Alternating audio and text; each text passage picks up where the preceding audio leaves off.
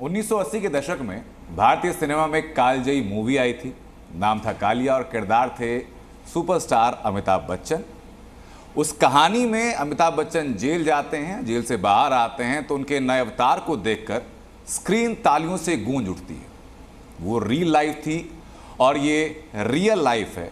तो real life के एक ऐसे किरदार हमारे साथ हैं, भारतीय राजनीति के एक स्थापित नाम, जिन्हें उनके जो नज़दीकी हैं वो मनीष भैया कहते हैं और राघव चड्ढा के सोशल मीडिया पोस्ट के अनुसार बच्चे मनीष अंकल कहते हैं। आम आदमी पार्टी के संस्थापक सदस्यों में से एक, दिल्ली सरकार में नंबर 2 कहे जाने वाले हमारे साथ पूर्व उप मुख्यमंत्री मनीष सिसोदिया जी हैं। सर, बहुत स्वागत आपका जी न्यूज़ पे। सर, धन्यवाद, शुक्रिया।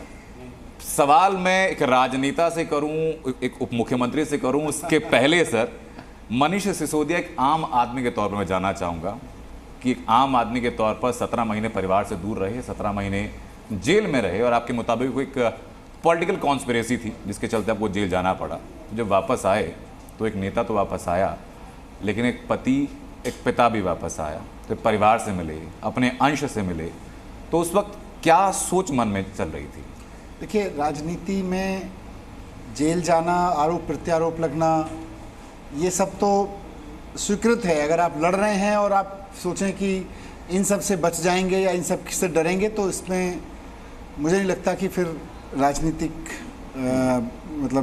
रास्ता ऐसे आदमी के लिए मुफीद है। तो उस तरह का तो कोई डर कभी पहले भी मन में नहीं था। हम तो आंदोलन से निकले, जेल से शुरुआत हुई थी।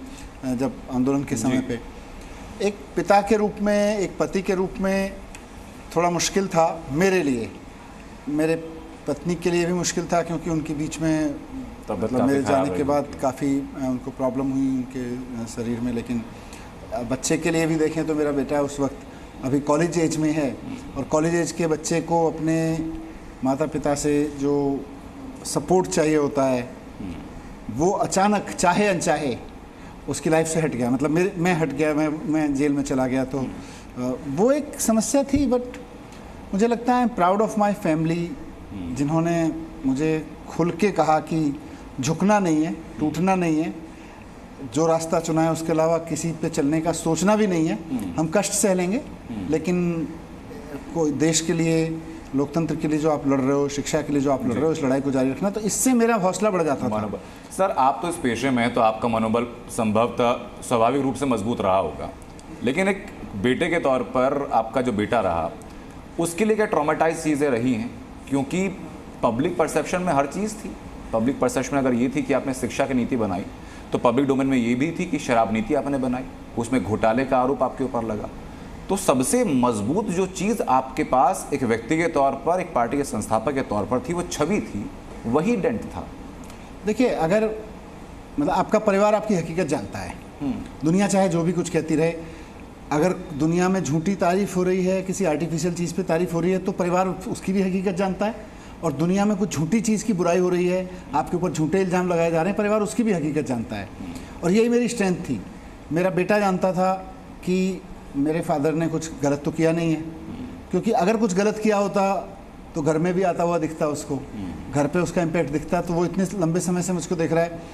तो उसकी जो स्ट्रेंथ थी मेरे बेटे की, वो यही थी कि दुनिया कहती रहे, राजनीति में कुछ भी कहते रहे, मैं अपने फादर को जानता हूँ।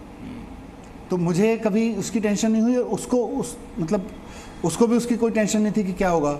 अगर मैंने कुछ गलत किया होता और मेरे बेटे को ये लगता है कि यार मेरे फादर ने तो गलत किया है, अब तो फंस गए, और अब मेरा क्या होगा, मेरे फादर का क्या होगा, वो क्वेश्चन उठ ही नहीं सकता था। क्योंकि उसको पता है कि उसके फादर क्या करते हैं और क्या नहीं करते हैं। मेरी वाइफ को पता है कि मैं सच्चा हूँ कि झूठा हूँ।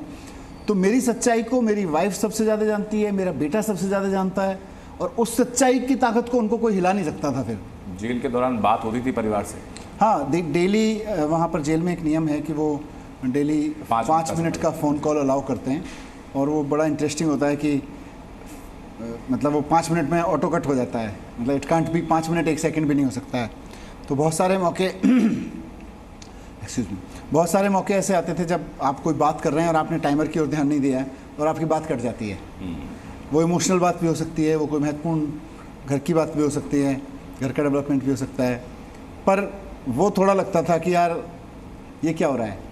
पर आपको मैं आपको ये भी कहूँगा कि उस 5 मिनट की कॉल ने मुझे सिखाया कि परिवार के साथ एक एक क्षण कितना इम्पोर्टेंट होता है। वो मुझे और ज़्यादा, मैं अपने परिवार को हमेशा से प्यार करता रहा, मेरा परिवार हमेशा से प्यार करता रहा, पर उस 5 मिनट की कॉल की लिमिटेशन ने या जेल की लिमिटेशन ने मेरे और मेरे परिवार के बीच के प्यार को और हज़ारों गुना बढ़ाया है। Zee News.